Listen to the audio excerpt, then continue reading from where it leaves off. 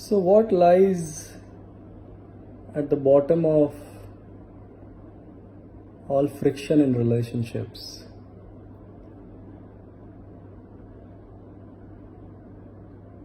There are two people involved. Let's take a simpler scenario. And both these people,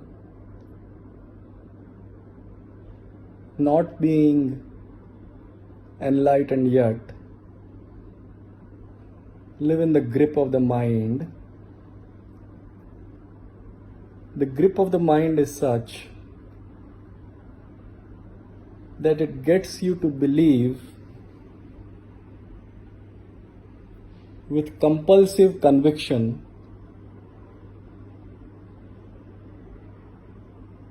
every thought that it gets.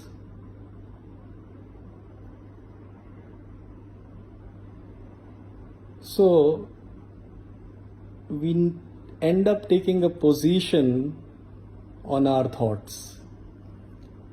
We end up becoming diehard fans of our thoughts, of our beliefs. We end up holding them rigidly. Thoughts by themselves are beautiful. They help us create, but at the same time they are limiting. If we hold them tightly, or if we invest the power of compulsiveness and fanaticism in them. Each of us is a fanatic in some ways. One doesn't have to be a terrorist to be a fanatic. As long as we are holding our thoughts too strongly, as long as we are deeply opinionated,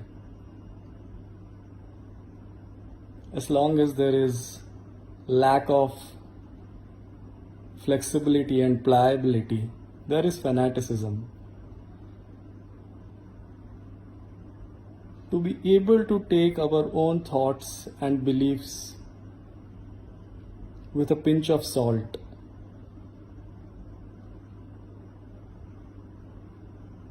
in a certain way, to be able to be skeptical about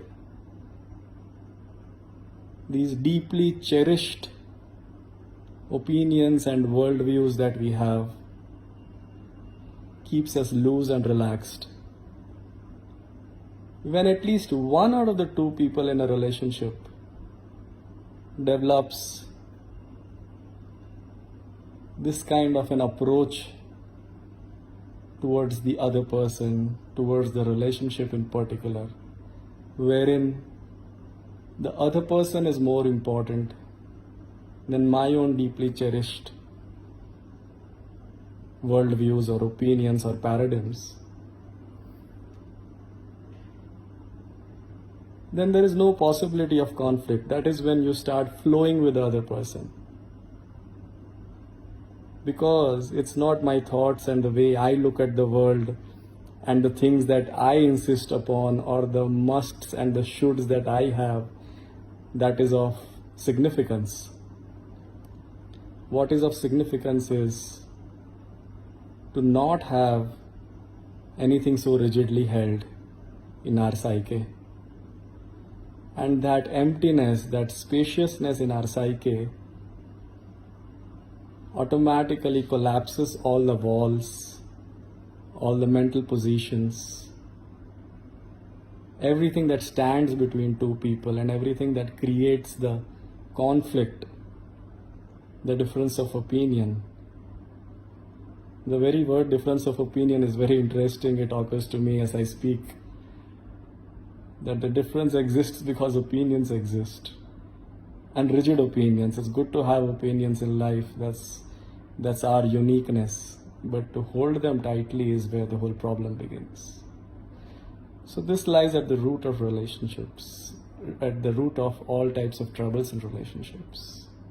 And once we learn how to bust this rigidity, this compulsive levels of conviction, this